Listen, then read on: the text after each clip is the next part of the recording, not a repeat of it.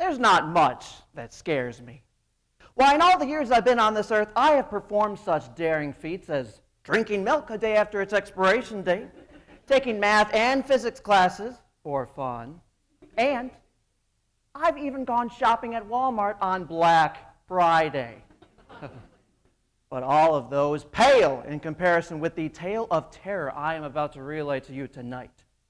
For you see, my fellow Toastmasters and honored guests and Madam Contest Chair, I'm about to relay to you the tale of when I overcame one of the vicious, most spine-tinglingly terrifying creatures that I have ever encountered.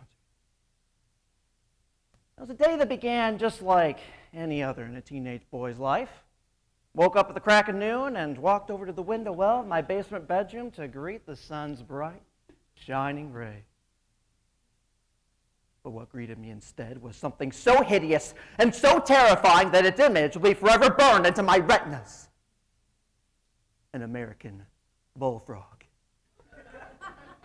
Now, at this point, I should probably clarify that I have an irrational fear of frogs and toads, but make no mistake, for this was no run-of-the-mill amphibian. Oh, no. For you see, this beast was large enough to consume most humans in a single gulp.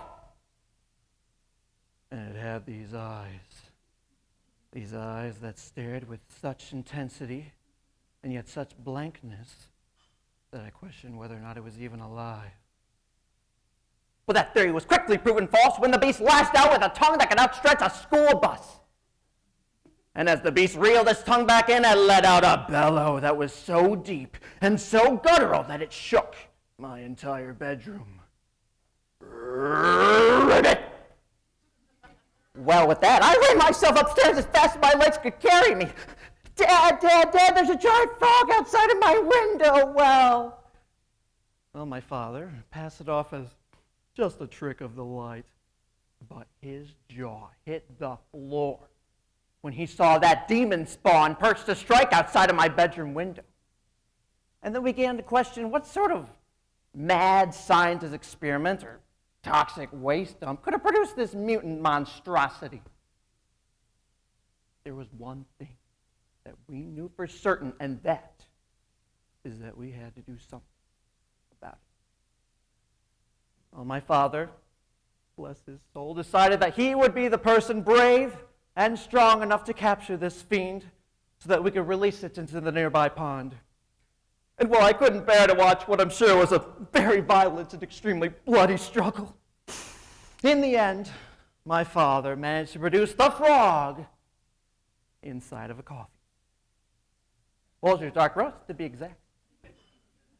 Well, with that, my father got in the driver's seat, I in the passenger seat, and the frog, still encased inside of his caffeinated prison, was placed safely at my feet. Or so I thought it was safe. For as we began to near the pond, all of a sudden, boom! The coffee tin flew up into the air as the frog tried desperately to escape. And then it came slamming back down before once again, boom! This time hitting the roof of our car so hard that the word Folgers is still clearly legible in it to this day. And then it came crashing back down before one final boom! The lid flew off the coffee tin, shattering our sunroof, and there stood the frog. Legs reared, poised to strike at but a moment's notice. But I was the quicker animal.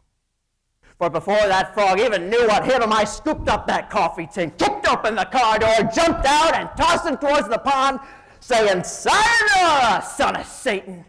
And then I jumped back into the car, slammed the door closed, looked at my dad, and screamed, "Drive, drive, drive, you fool!"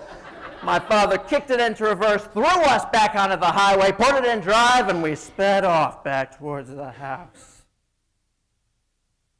But before we got too far, I made one final look behind me, and there stood, in an image that I will never forget for as long as I shall live, those intense, yet dead eyes of a monster that I will forever know as Frogzilla. Thank you, Madam Congress.